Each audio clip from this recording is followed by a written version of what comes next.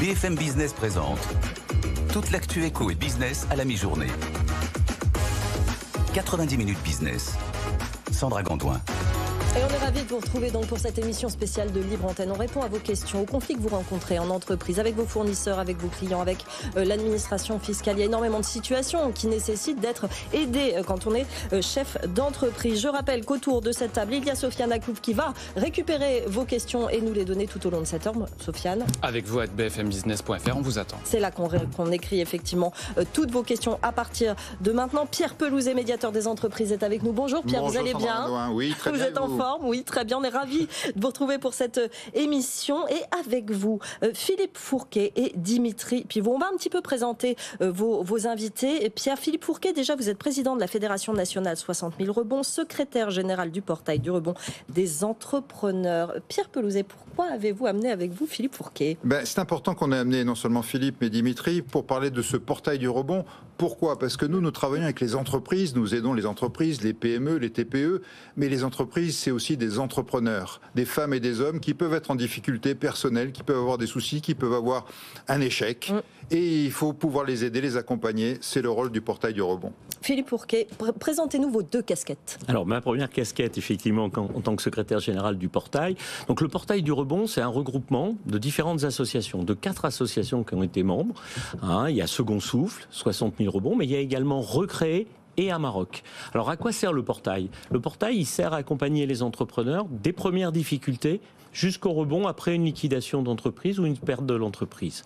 Et aussi, il prend en compte, grâce à Amarok, les aspects santé du dirigeant, on aura peut-être l'occasion d'en parler, mais qui sont fondamentaux pour l'aider à bien diriger son entreprise. Donc ce portail, il a comme vocation, double vocation, à la fois être un point d'entrée unique qui permet à l'entrepreneur, en se connectant sur le site ou sur un numéro vert qu'on pourra rappeler, de trouver l'association qui correspond à la situation qui est la sienne, concrètement. Parce que souvent, les entrepreneurs nous disent, c'est très difficile de savoir à qui s'adresser, comment le faire. Donc là, par ce biais-là, on leur permet effectivement de trouver l'association qui leur correspond. Et le deuxième chose, pour terminer, c'est de travailler sur le droit au rebond. C'est-à-dire, on s'aperçoit que dans les textes en France, il y a un certain nombre de textes qui pénalisent le rebond des entrepreneurs. Et donc, les membres du portail qui ont une vraie connaissance de terrain forte permettent de faire des propositions. Et la semaine prochaine, d'ailleurs, il y aura les deuxièmes assises du rebond le mardi 21 novembre, matin, prochain, en présence d'Olivia Grégoire. Et là, on présentera à Olivia Grégoire 7 préconisations, 7 mesures qu'on souhaiterait mettre en place pour permettre le droit au rebond des entrepreneurs. Dimitri Pivot, vous êtes président fondateur de Second Souffle. Que fait Second Souffle? Alors Second Souffle, c'est une association que j'ai créée donc, en 2010 avec mon épouse. J'aime bien le souligner parce que c'est une aventure collective à la suite de la perte de notre entreprise. Et on accompagne les entrepreneurs dès les premières difficultés jusqu'à la liquidation ou la cessation de leur activité. Et ça, c'est important parce que quand on accompagne ou quand un entrepreneur se fait accompagner en période de difficulté, il peut sauver son entreprise, c'est bien l'objet, se sauver lui-même. Et puis si malheureusement il perd son entreprise, on l'adresse vers 60 000 rebonds pour qu'il soit accompagné humainement, professionnellement pour rebondir. Donc Philippe parlait de chaîne de valeur, de chaîne de solidarité, c'est bien ça. Dès les premières difficultés jusqu'au rebond intégral. Philippe? Oui, donc effectivement, 60 000 rebonds. Pourquoi 60 000 60 000 parce qu'il y avait 60 000 défaillances d'entreprises à l'époque où l'association a été créée. Et rebond parce qu'effectivement, on a un programme d'accompagnement qui permet, je dirais la première chose, et c'est un vrai message fort, de sortir de l'isolement ces entrepreneurs qui ont connu la liquidation. Parce qu'il y a un repli sur eux. Et là, nous allons les accompagner pendant 24 mois pour les aider à rebondir. Bon, Pierre Pelouzet, vous vous êtes reposé là pendant 5 minutes. Maintenant, c'est le moment de passer au cas concret. Sofiane Aklouf, les questions des auditeurs téléspectateurs. On commence par un premier cas très concret. C'est l'une des questions d'actualité, j'ai envie de vous dire, du moment. J'ai signé mon contrat d'énergie l'an dernier au moment où les tarifs étaient les plus élevés. Comment changer de fournisseur? Et pas mal d'auditeurs sont dans ce cas. Et effectivement, c'est le sujet du moment, vous l'avez dit. On a énormément de médiation sur ce sujet-là. J'allais dire, c'est entre 10 et 20% de nos saisines de médiation depuis un an, parce que le prix de l'électricité a flambé. En particulier, vous l'avez dit, dans la deuxième moitié de 2022, TPE, mais même aujourd'hui, les tarifs restent très élevés. Et les entrepreneurs qui, à l'époque, ont été forcés, parce que leur contrat arrivait à échéance, de re-signer un nouveau contrat, aujourd'hui, ils ont envie d'en sortir. Simplement, pour sortir du contrat, on leur dit, oui, mais il y a des pénalités de sortie de contrat. Et donc, ça fait partie des médiations.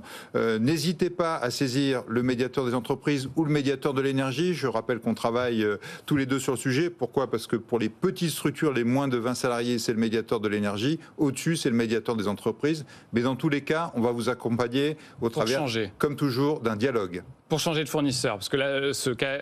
Alors, c'est pas pour changer de fournisseur, c'est pour discuter avec son fournisseur actuel de la sortie du contrat. Parce qu'en fait, on n'est pas forcé de sortir et d'aller vers un autre, mais on a envie de sortir du contrat et peut-être de rester avec le même, mais on ne peut pas rester dans les conditions de fin 2022, alors qu'aujourd'hui, le marché a beaucoup baissé. Oui, c'est l'autre cas que je vous présente justement, un auditeur qui nous dit « Nous avons signé notre contrat en 2022, les prix ont baissé depuis, comment renégocier ?» C'est-à-dire qu'on a les deux cas de figure, certains qui veulent changer de fournisseur, d'autres qui veulent renégocier leur contrat. Absolument. Dans les deux cas, c'est possible et vous les accompagnez. Dans les deux cas, on les accompagne.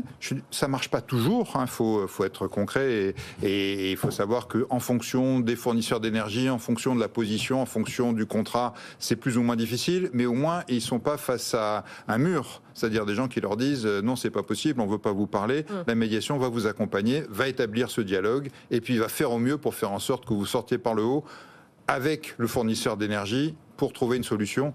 J'allais dire, pour le fournisseur d'énergie, il n'y a aucun intérêt non plus à perdre un client parce que les taux restent tellement élevés qu'il n'arrive même plus à travailler. Question liée à l'énergie, mais pas seulement, Sofiane Aklouf. On a d'autres questions. Oui, par exemple, sur les beaux commerciaux, mon restaurant subit des infiltrations d'eau à intervalles réguliers.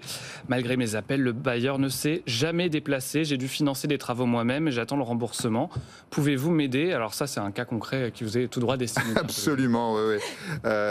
Les beaux commerciaux, là aussi, c'est un sujet sur lequel on travaillait assez peu jusqu'à 2019 et qui est devenu un énorme sujet en 2020. Je rappelle qu'en 2020, fermeture administrative de nombreux commerces, restaurants, etc. Et évidemment, quand on a un commerce et qu'on n'a plus de rentrée d'argent, parce qu'on ne vend plus, on est fermé, c'est difficile de payer son loyer. D'un autre côté, quand on a un bailleur et qu'on a emprunté pour acheter un local et le louer, c'est difficile de ne pas avoir les remboursements de la part de son commerçant. Donc nous avons mis en place une médiation là-dessus, des centaines de médiations sur ce sujet-là.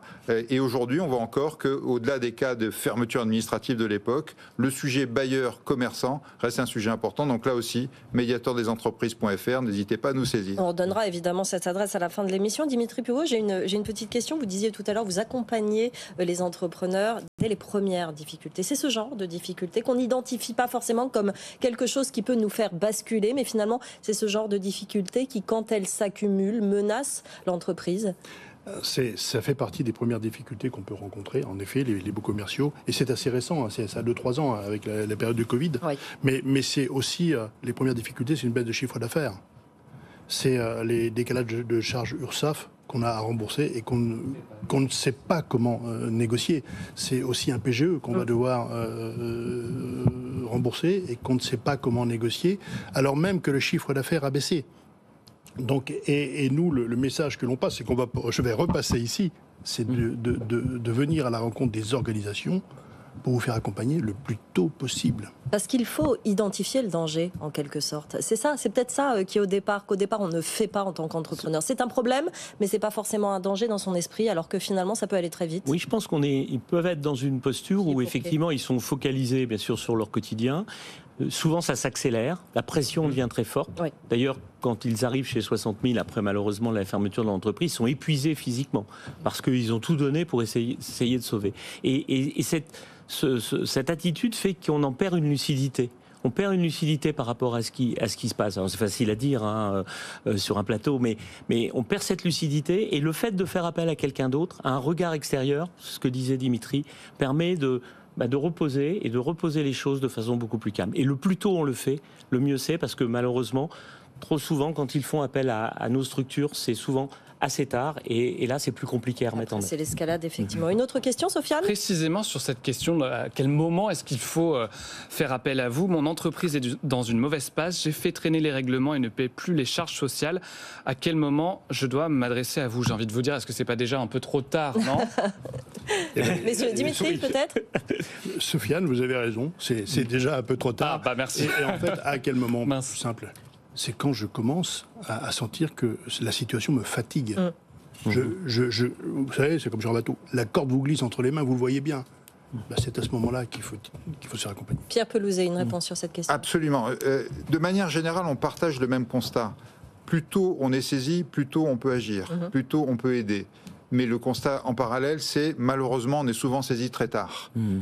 L'intérêt de cette émission, c'est non seulement de rappeler tous ces dispositifs qui sont à la disposition de ces chefs d'entreprise, mais aussi de passer ce message. N'hésitez pas, ça ne coûte rien, on est là pour vous aider, c'est confidentiel, donc appelez-nous. Il vaut mieux que vous nous appeliez trop tôt, que ce soit en médiation ou au portail du rebond, plutôt que trop tard et que ça soit très difficile de vous aider. Donc oui, le message c'est appelez dès que vous sentez que la corde est en train de glisser, comme dit Dimitri. Oui, parce qu'on rappelle le fonctionnement. On appelle et qu'est-ce qui se passe ? Une personne écoute votre cas et va vous rediriger vers un des services. C'est comme ça que ça fonctionne. Côté médiation, en tout cas, vous êtes appelé par un médiateur, mais c'est la même chose côté portail. Vous êtes appelé par une médiatrice, un médiateur qui va discuter avec vous, vous écouter confidentiellement, et puis éventuellement vous redirigez effectivement vers une autre association ou une autre aide si besoin, et ensuite démarrer la médiation si c'est bien une médiation dont il s'agit. Ouais. Donc, plus tôt vous appelez, plus tôt on peut vous aider, plus tôt on peut vous conseiller. J'ai une petite question, finalement, Philippe Fourquet. La dernière fois, on parlait du profil des médiateurs. On avait même une dame qui candidatait parce qu'elle trouvait que c'était très intéressant d'aider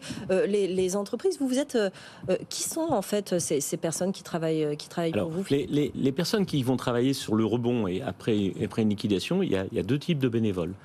Dans un premier temps, il y a des coachs professionnels. Des coachs professionnels certifiés, des gens dont c'est le métier de coacher les personnes. Ils vont travailler avec l'entrepreneur, c'est la première étape, sur ce qu'on appelle son socle personnel, sur retrouver la confiance en soi. Sortir parfois de posture de déni. Ce qui m'est arrivé, c'est de la faute de la terre entière, c'est pas de ma faute. On va leur permettre de mettre le doigt sur ce qui n'a pas bien fonctionné. Pas par masochisme, mais parce que c'est important de faire ça, de prendre sa part de responsabilité, mais que sa part de responsabilité. La deuxième, parce qu'on ne recommettra pas les mêmes erreurs demain si on a pu mettre le doigt sur ce qui a mal fonctionné. Et la deuxième chose, pour terminer, ce sont des chefs d'entreprise. Voilà, des chefs de pair à pair. On le dit souvent avec Dimitri. Ouais, bien sûr. C'est fondamental. Il faut avoir cet échange de pair à pair qui vont jouer un rôle plutôt de mentor que de conseiller. On va challenger, on va faire sortir l'entrepreneur dans son futur rebond de sa zone de confort. L'importance du partage d'expérience dont on parlait lors de la dernière émission. Complètement, effectivement. Nous aussi, vous le savez, une grande partie de nos médiateurs sont des bénévoles, anciens chefs d'entreprise, anciens juges au tribunal de commerce. Et du coup, il y a cette compréhension, il y a ce contact. Et effectivement, il y a cette idée qu'un échec, ça n'est pas un échec. Un échec, c'est une expérience. Douloureuse parfois, donc il faut accompagner la partie douloureuse, mais il faut aussi en tirer les leçons, rebondir et repartir sur de nouvelles aventures, et c'est tout ce qu'on souhaite à tous ces entrepreneurs et entrepreneuses. Il n'y a pas de rebond ou de succès sans échec, il faut quand même le rappeler, et quand on arrive à passer cette étape, on peut aller beaucoup plus loin. Sofiane, une question. Précisément, il n'est peut-être pas trop tard pour cette personne, Pierre Pelouzet, vous allez nous le dire, j'ai une SARL et des problèmes de trésorerie, est-il possible d'étaler mon PGE ? On en parlait tout à l'heure du PGE, même si la très grande majorité des entreprises ont pu le rembourser. Il y en a encore quelques difficultés qui subsistent. Notre banquier ne peut rien faire pour moi. Alors là, j'ai envie de vous dire qu'est-ce que vous pouvez faire. Est-ce que vous avez des leviers de votre côté pour aller voir la banque ? Alors effectivement, c'est un sujet important. Vous l'avez dit, l'immense majorité des PGE sont en train d'être remboursés et tout va bien. Ça ne veut pas dire que c'est le cas de 100% des entreprises. Certaines, et c'est un signal d'ailleurs, je le précise, ça fait partie des signaux sur lesquels on doit se dire, peut-être aussi, est-ce que je dois contacter le portail du rebond en parallèle pour me faire aider. Ceci étant, sur le PGE en lui-même, oui, vous avez de l'aide de la part du médiateur du crédit. Donc mon collègue médiateur du crédit, qui est à la Banque de France, donc qui a tous les leviers pour vous aider, vous accompagner, voir comment restructurer votre dette, parce qu'en général, vous avez un PGE, mais vous avez aussi d'autres emprunts auprès de votre banque, et ensuite travailler avec votre banque à vous aider à sortir par le haut de cette difficulté. Dimitri, vous en parliez beaucoup tout à l'heure du PGE. C'est un des problèmes récurrents là, depuis la pandémie. Nous, on en parle un petit peu moins, mais est-ce que vous le sentez davantage sur le terrain? Alors, c'est un des problèmes, oui, mais c'est surtout une crainte. On en est encore à la phase de la crainte, c'est de dire comment je vais rembourser mon PGE parce que je vois bien que mon chiffre d'affaires n'est pas au rendez-vous. Voilà. Après, derrière, le rôle du portail, et Pierre l'a bien précisé, c'est de mettre aussi les bénéficiaires en relation avec les bons interlocuteurs. En matière de PGE, c'est la médiation du crédit. C'est aussi le rôle du portail, et c'est ce que nous faisons au sein de Second Souffle quand un bénéficiaire nous appelle. On l'accompagne dans ses démarches. Parce qu'en fait, un entrepreneur, quand il est en difficulté, il ne connaît pas cet écosystème du rebond entrepreneurial. Il connaît le système de la création, le système du développement, tout l'écosystème du développement. Oui. Mais pas et nous, avec le portail du rebond, avec 100 000 rebonds, cet univers, c'est le nôtre. On le connaît. Donc un bénéficiaire, et c'est pour ça qu'on martèle le message de dire entrepreneur, vous êtes en difficulté. Le plus en amont possible, les difficultés, ça fait partie de la vie des entreprises. Oui. Les échecs, ça fait partie de la vie des entreprises. Donc, consultez-nous au plus tôt. Et on sauvera votre boîte. Philippe Fourquet, votre vue sur ce problème du PGE, effectivement? Effectivement, nous, on commence à voir chez 60 000 rebonds arriver je dirais, des effets post-Covid dans les liquidations. On a aussi pas mal d'entreprises qui ont été maintenues à flot, si je puis dire, pendant cette période de Covid, et il faut le dire, et qui là sont confrontées à une baisse de chiffre d'affaires.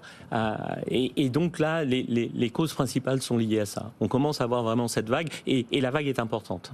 Commence à être importante. Une petite question. Oui, question rapide, s'il vous plaît, justement sur le litige avec une banque. Nous sommes une TPE, notre banque a bloqué l'accès à nos comptes et à nos cartes. Que peut-on faire? On imagine que ça peut être compliqué pour ces Français dans cette situation-là. Oui. On ne peut pas payer les fournisseurs et a fortiori pas les salariés. Comment est-ce que vous pouvez les aider à s'orienter vers la bonne structure? Pierre. La même réponse, c'est le médiateur du crédit, et j'allais dire d'urgence. Vous voyez, typiquement, j'imagine qu'il y a eu des signaux précurseurs de la part de cette entreprise et qu'elle ne s'est pas retrouvée du jour au lendemain avec ses comptes bloqués et ses cartes bloquées. Donc, de grâce pour tous ceux qui nous écoutaient, anticipez, dès que vous sentez que ça flotte un petit peu, c'est un petit peu difficile, appelez-nous, saisissez-nous, on va vous aider, plutôt que de se retrouver dans une situation où je suis sûr que le médiateur du crédit fera de son mieux. Vous pouvez d'ailleurs aussi contacter le correspondant TPE-PME de la Banque de France dans votre région pour tous ces sujets-là, qui vous aidera beaucoup aussi. Voilà, vous avez un écosystème autour de vous, utilisez-le, n'attendez pas que ce soit trop tard.